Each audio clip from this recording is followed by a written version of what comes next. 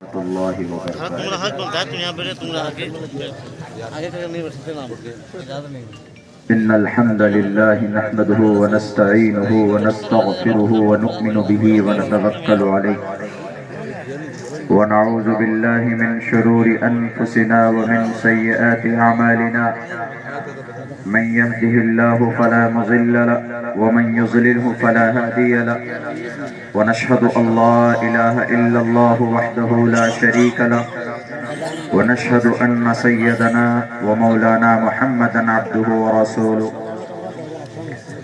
اما بعد فاعوذ بالله من الشيطان الرجيم بسم الله الرحمن الرحيم الف لام میم ذلك الكتاب لا ريب فيه هدى للمتقين وقال الله تبارك وتعالى شهر رمضان الذي انزل فيه القرآن هدى للناس وقال الله تبارك وتعالى إنا نحن نزلنا الذكر وإنا له لحافظون صدق الله العظيم قال النبي صلى الله عليه وسلم خيركم من تعلم القرآن وعلم وقال النبي صلى الله عليه وسلم طلب العلم فريضة على كل مسلم أو كما قال النبي عليه الصلاة والسلام.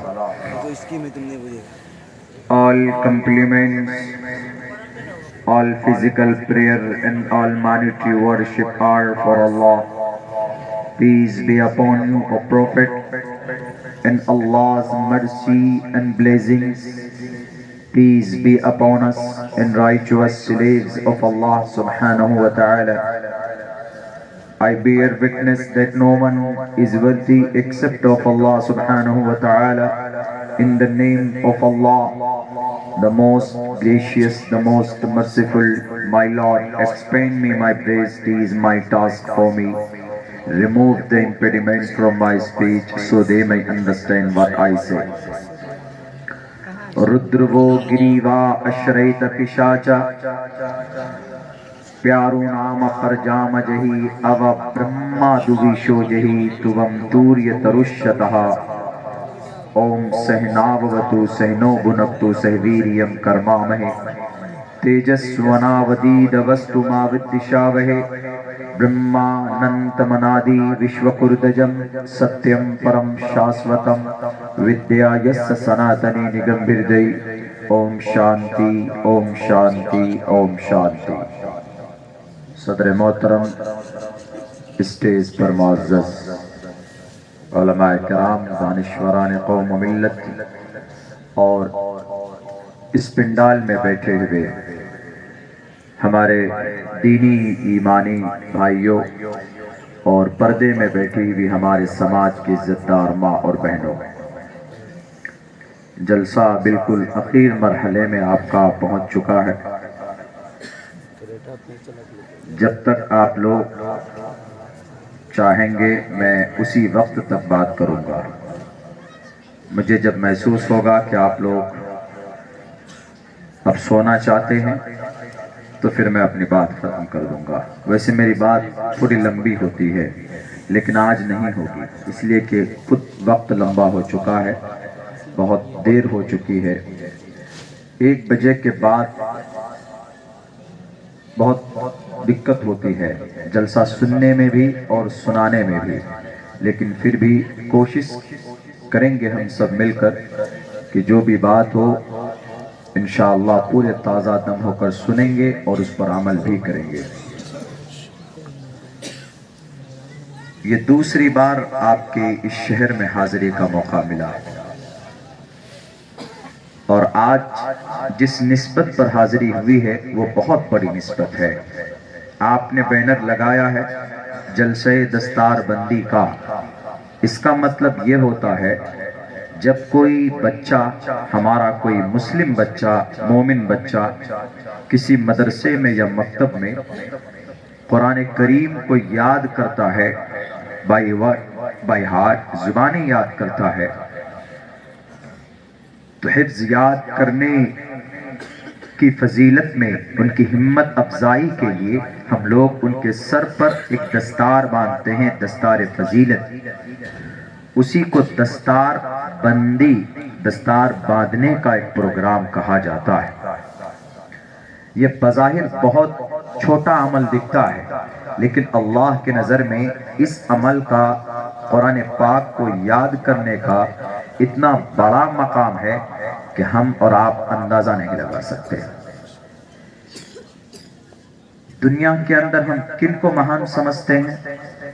ڈسٹرکٹ کے اندر سب سے بڑا عہدہ ڈی ایم کا مانا جاتا ہے۔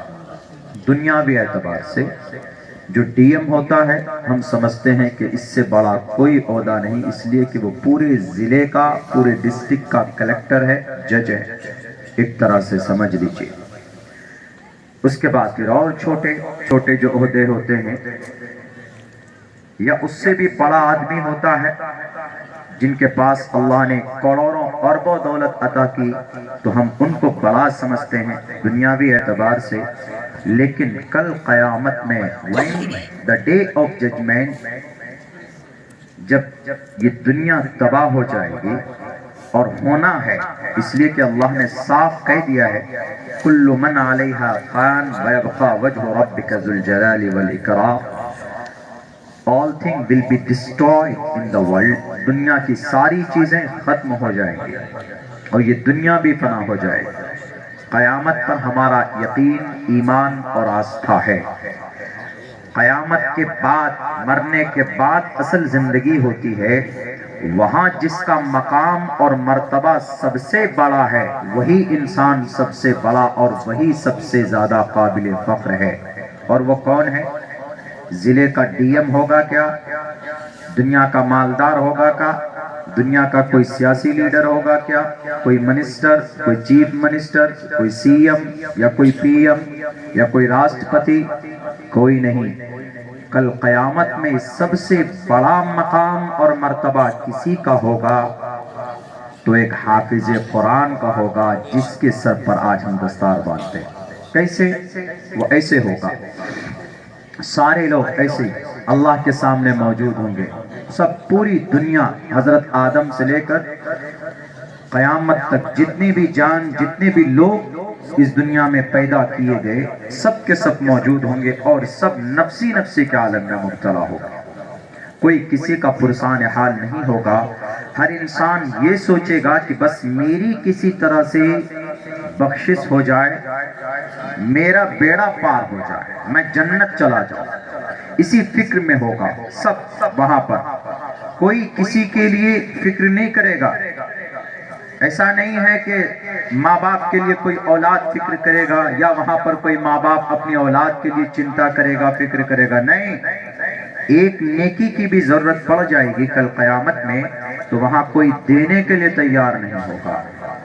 ماں کو اگر ایک نہیں آدھی نیکی کی ضرورت پڑے گی، اور ماں یوں کہے گی اپنے بیٹے سے کہ بیٹا میں نے 9 مہینے اپنے کوکھ میں تم کو رکھا ہے، آج ایک نیکی کی وجہ سے میں جنت نہیں جا پا رہی ہوں، مجھے صرف تم ایک نیکی دے دو، بیٹا نہیں دے گا، منہ پھیر کر پلٹ کر چلا جائے گا۔ ماں کو بھی وہاں ہر انسان یہی چاہے گا کہ بس میں کامیاب ہو جاؤں۔ اس وقت میں اگر کسی کا شان اور کسی کی عزت و آبرو اور کسی کا مقام بلند ہوگا تو وہ ایک صرف حافظ قرآن ہوگا۔ وہاں پر حافظ قرآن سے کہا جائے گا کہ تم نے جو دنیا میں قرآن یاد کیا ہے، دنیا میں تم حافظ بنے ہو، تم قرآن پڑھو جیسے دنیا میں پڑھتے تھے، نماز میں پڑھتے تھے، روزے میں پڑھتے تھے، تراویح میں پڑھتے تھے، اپنے گھر میں تلاوت کرتے تھے، قرآن ویسے ہی پڑھو جیسے تم پڑھا کرتے تھے۔ قرآن پڑھ کر رکو مت، جیسے قرآن پڑھ انسان اوپر چڑھنے کے لیے سیڑھی پہ چڑھتا ہے، اسٹیج پر چڑھنے کے لیے نیچے سے آپ سیڑھی پر چڑھیں، اس کو ارتقاء بولتے ہیں۔ ارتقاء بلندی پر چڑھنا۔ اقرأ وارتقی، قرآن پڑھو اور جنت کے بلندی پر چڑھو، اور اکیلے مت چڑھو، اکیلے مت جاؤ۔ حافظ قرآن سے حافظ سوال کرے گا کہ اللہ میرے 10 کے 10 لوگ، ان میں سب سے پہلے نمبر پر ماں اور باپ، پہلے نمبر پر ماں باپ ہے، بھائی ہے، اور اس کو حافظ بنانے والا جو بھی آدمی، جیسے مدرسہ ہے، آپ چندہ دیتے ہیں، آپ بھی ان میں شامل ہوں گے، حافظ بنانے والے کو بھی ان 10 آدمیوں میں شامل کیا جائے گا۔ وہ حافظ کہے گا کہ اللہ میرے 10 آدمی جن کو میں جنت میں لے جانا چاہتا ہوں، جنت میں لے کر جاؤں گا، وہ 10 کے 10 آدمی جہنم میں ہیں، اور جہنمیوں کو کیسے میں لے کر جاؤں گا جنت میں؟ تو اللہ تبارک و تعالیٰ کہے گا کہ تم 10 ایسے آدمی کو لے کر جا سکتے ہو جن پر جہنم واجب ہو چکی ہے، ان کو ہاتھ ڈال کر جہنم سے نکالو، اٹھاؤ، اور قرآن پڑھتا جا، جنت کے دروازے پر چڑھتا جا۔ بتائیے جس کو اللہ کل قیامت میں جہاں نفسی نفسی کا عالم ہوگا، وہاں ایک آدمی سے کہا جائے، کسی ڈاکٹر سے نہیں کہا جائے گا، کسی ڈی ایم سے نہیں کہا جائے گا، کسی سی ایم سے نہیں کہا جائے گا، کسی پی ایم سے، پرائم منسٹر سے نہیں کہا جائے گا کہ یو آر پرائم منسٹر، تم 135 کروڑ جنتا کے دیکھ بھال کرنے والے تھے، یا تم ظالموں کے گھروں پر بلڈوزر چلاتے تھے، تم بڑے سی ایم تھے، تم نے بڑا کام کیا، تم سپر پاور ملک کا تم ادھیکش بنے تھے، اسی لیے آج بھی تمہارا سمان ہونا چاہیے۔ اللہ کہے گا نہیں، ہٹاؤ ان کو۔ وہاں پر کسی کا مقام اور مرتبہ بلند ہوگا اگر وہاں پر کسی کو جنت میں لے کر جانے کی اتھارٹی ہوگی، تو ایک صرف حافظ قرآن کو یہ اجازت ہوگی کہ جاؤ تم 10 آدمیوں کو جنت میں لے کر جاؤ جن پر جہنم واجب ہو چکی۔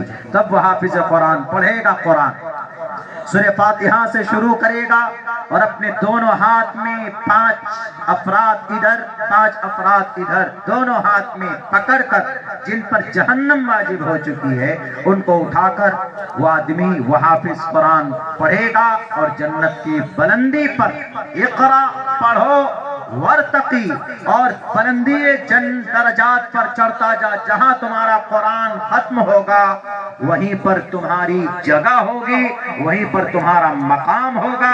بتائیے کتنا بڑا مقام اور مرتبہ ایک حافظ قرآن کا۔ اور ہم لوگ کیا سمجھتے ہیں، ارے حافظ صاحب بچہ بنے گا ہمارا تو دنیا میں ہم کو زیادہ پیسہ کما کے نہیں دے سکتا، دنیا میں یقین مان سکتے ہیں، دنیا میں یہ بات تسلیم کر سکتے ہیں کہ آپ کا بچہ بہت زیادہ پیسہ نہیں کما سکتا، اتنا ہی کمائے گا جو اس کے مقدر میں ہے۔ ضروری نہیں ہے کہ بھئی آپ کا بچہ دنیا کے اندر آپ کو آپ کے منشا کے مطابق وہ پیسہ کمائے،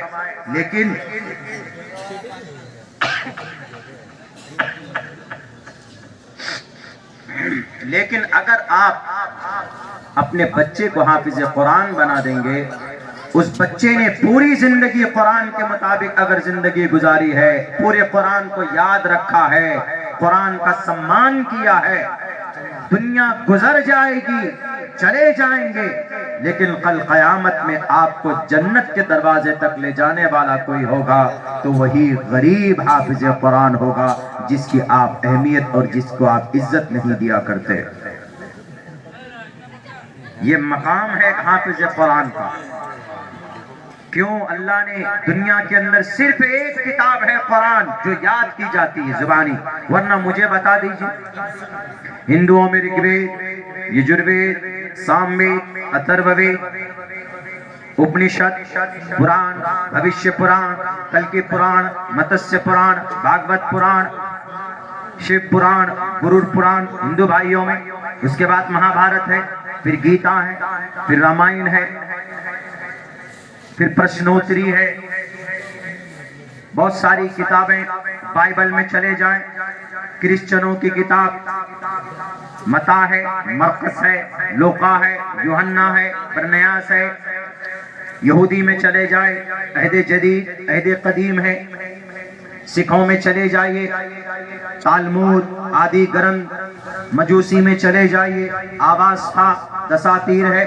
کوئی کتاب یاد نہیں کر سکتا کوئی زبانی، اگر دنیا کے اندر پوری دنیا میں اگر کوئی کتاب یاد کی جاتی ہے زبانی 2 سال 1.5 سال 1 سال میں ہمارے بچے پورے قرآن یاد کر لیتے، حافظ بن جاتے ہیں. تو اگر وہ کوئی کتاب ہے اس زمین پر تو وہ صرف قرآن کریم ہے. دنیا کی کسی بھی کتاب کو پڑھنے پر ثواب نہیں ہے، دنیا کی کسی بھی کتاب کو دیکھنے پر ثواب نہیں، لیکن یہ قرآن ایک ایسی کتاب ہے کہ اگر آپ اس کتاب کو دیکھتے ہیں، پڑھتے ہیں، چھوتے ہیں تو چھونے پر بھی ثواب، دیکھنے پر بھی ثواب. ایک لفظ کو پڑھیے تو آپ کو 10 گنا اجر ملتا ہے، ایک نیکی جس کو 10 گنا اجر بڑھا کر دیا جاتا ہے. لیکن اگر آپ ڈھنگ سے نہیں پڑھ پاتے، آپ اٹک جاتے ہیں، آپ کوشش کرتے ہیں پڑھنے کے لیے، آپ اٹک کر پڑھتے ہیں. اگر کوئی ڈھنگ سے پڑھ رہا ہے الحمدللہ رب العالمین الرحمن الرحیم مالک یوم الدین، تو ایک حرف پر 10 اجر ہے، ایک نیکی ہے. لیکن اگر کوئی اٹک کر پڑھ رہا ہے الحمدللہ رب العالمین ایسے کر کے اٹک کے اگر پڑھتا ہے تو اللہ اتنا خوش ہوتا ہے، تو اللہ کہتا ہے کہ اس کو 20 اجر دو. یہ کتاب ہے. گانا گاتا ہے کوئی بچہ، اٹک جائے، جاؤ تم یاد کر کے آؤ گانا. اگر کسی کمپٹیشن کے سٹیج پر پہنچا ہے، گانے میں بھول جائے، اٹک جائے، اس کو فائر کر دیا جاتا ہے، کینسل، ریجیکٹ، ڈسمس، ڈس اپوائنٹ، جاؤ. لیکن قرآن ایک ایسی کتاب ہے، اگر آپ اٹک کر پڑھتے ہیں تو اللہ اور زیادہ خوش ہوتا ہے. یہ ہے قرآن. اسی لیے میں کہتا ہوں کہ دنیا کی سب سے بہتر کتاب کا ایک معجزہ ہے اللہ کی طرف سے یہ قرآن. کسی بھی کتاب کو یاد کرنے پر جنت کا ٹکٹ نہیں ہے، لیکن قرآن یاد کرنے پر، عمل کرنے پر یقیناً گارنٹی جنت کا ٹکٹ ہے. اب کچھ لوگ اس قرآن کریم کے تعلق سے غلط فہمی، کن کو؟ خصوصاً ہمارے اس دیش کے اندر ہمارے سناتن دھرمی بھائی، ہندو بھائیوں، ان میں کیا غلط فہمی ہے؟ ان میں غلط فہمی یہ ہے کہ اس قرآن میں غلط باتیں، اور یہ قرآن مسلمانوں کے لیے، یہ دونوں عقیدہ غلط ہے. قرآن مسلمانوں کے لیے نہیں ہے اور قرآن میں غلط بات بھی نہیں ہے. اس لیے کہ دنیا کی اور کتاب کتنی مضبوط ہے وہ کتاب نہیں بتا سکتی، لیکن قرآن کتنا مضبوط ہے، قرآن کی کوالٹی کیا ہے، یہ قرآن خود کہتا ہے. ذالک الکتاب لا ریب فیہ، یہ ایسی کتاب ہے جس میں ذرہ برابر شک کی گنجائش نہیں ہے. اللہ خود کہتا ہے. رگ وید سے پوچھے تم آئے کہاں سے، کیا مقام تیرا، خاموش. بائبل سے پوچھئے نہیں بتا پائے. قرآن سے پوچھئے کہ why did you come to the earth، زمین پر کیوں آئے، کس لیے آئے زمین پر، تو قرآن کہے گا، صاف لفظوں میں کہے گا، ہدی للناس، میں ہدایت ہوں انسانوں کے لیے، مسلمانوں کے لیے نہیں، انسانوں کے لیے. اور انسان میں کون ہے؟ سب ہے. عبداللہ سالم بھی انسان میں، ہمارے اس دیش کے پی ایم صاحب مودی جی بھی انسان ہیں، یوگی جی بھی انسان ہیں. آسام کے اندر جو سی ایم صاحب ہے، جو مدرسوں کو بند کرنے پہ تلے ہوئے ہیں، بس مدرسہ بند کرو، مدرسہ بند کرو، مدرسے پہ بلڈوزر چلا دو، وہ بھی انسانوں میں. یہ قرآن ان کے لیے بھی ہدایت ہے، سب کے لیے ہدایت. ہدی للناس، میں ہدایت ہوں سب کے لیے.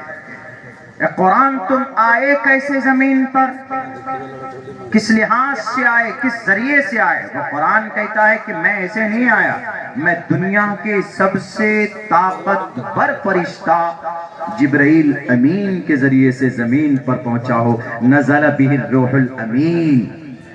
اے قرآن تم آئے کہاں پر، جگہ کون سی ہے بتاؤ. علی قلبک، سید الانبیاء، اشرف المخلوقات میں، انسانوں میں سید الاشرف جناب محمد الرسول اللہ کے دل پر، علی قلبک، محمد کے دل پر آیا ہوا ہے. اے قرآن تمہارا ایڈریس کیا ہے؟ تم آئے کہاں سے ہو؟ Where did you come from? کہاں سے آئے؟ تو وہ قرآن کہتا ہے وَإِنَّهُ لَتَنزِيلُ رَبِّ الْعَالَمِينَ، میں رب کے پاس سے آیا ہوں۔ دنیا کی کوئی کتاب اس طریقے پر اپنا تعارف نہیں پیش کرتی، یہ صرف قرآن کریم اپنا تعارف پیش کرتی۔ اپنا انٹروڈکشن میں پڑھا ہوں، میں دنیا کی اکثر گرنتھوں کو میں نے پڑھا، میرے نام کے ساتھ تو چترویدی لگایا جاتا ہے، 4 وید جاننے والا۔